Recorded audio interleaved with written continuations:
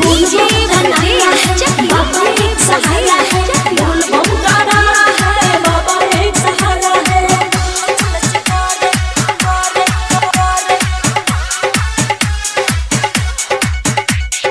भोला जी के दूर बान गहरिया छलके ना दिह तू गहरिया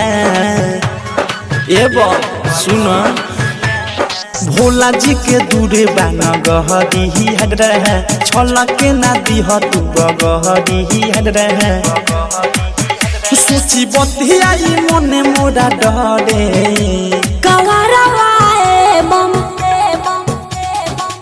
लच लच करे कावारा वाए बम, लच लच करे कावारा वाए बम, लच लच करे बोल बम जैसे बोलत रहा चलत रहा।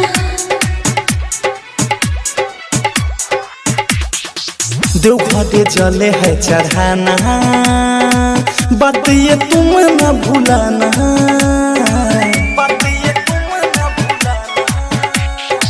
सावन का पहला सोनारी जगदी हाजिरी लगाना।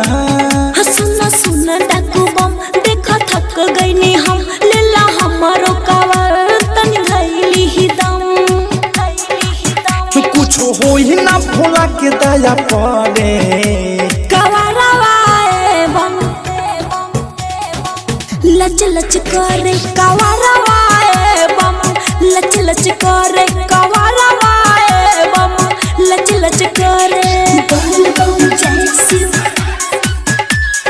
बोल बम जैसी फिर से बोलो जैसी जोश बोलो जैसी बोल बम का नारा है, बाबा एक सहारा है, बोल बम का नारा है, बाबा एक सहारा है।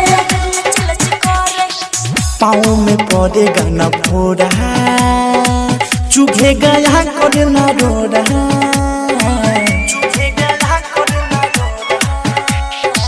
भोला तरस पाके आना पुण्य कमा लेना थोड़ा। बोली रमो बोल बम संगे बोल तानी हम रोआ टेढ़ा नहीं होई नहीं खे कुछ हुके गम जाके भोला के दुआ दी सभे तारे कावाला वाए बम, लच लच करे कावाला वाए बम, लच लच करे कावाला वाए बम, लच लच करे बोल बम जैसी बोल बम जैसी बोल रहा चल रहा।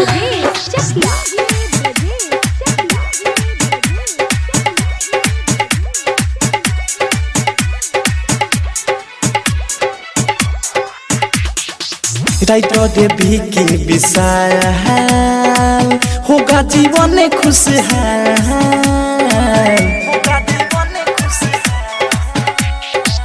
औधे से प्रेमी भी होगा नाम का तेरा धमाल। बम्मा बिक्की अनुराग जग जाई तोहर भाग सच कहेली संगीता जग भगती में जा सुया पहाड़ पगुड़ा नजरे कावाला वाए बम,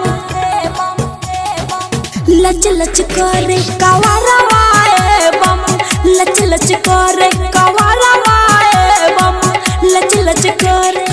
रिकॉर्डिंग स्टूडियो भेलवा बाजार।